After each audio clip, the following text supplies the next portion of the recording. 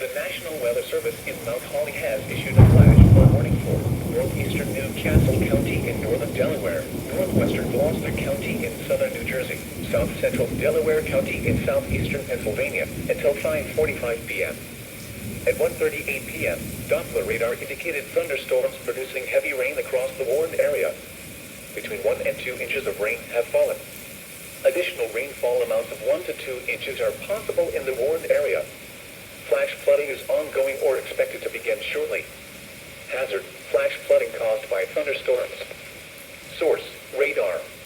Impact: flooding of small creeks and streams, urban areas, highways, streets, and underpasses, as well as other drainage and low-lying areas.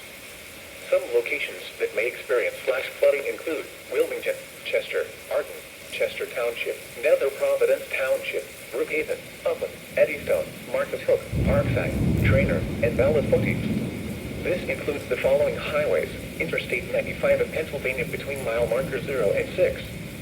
Interstate 95 in Delaware between mile markers 18 and 23. Turn around. Don't drown when encountering flooded roads. Most flood deaths occur in vehicles.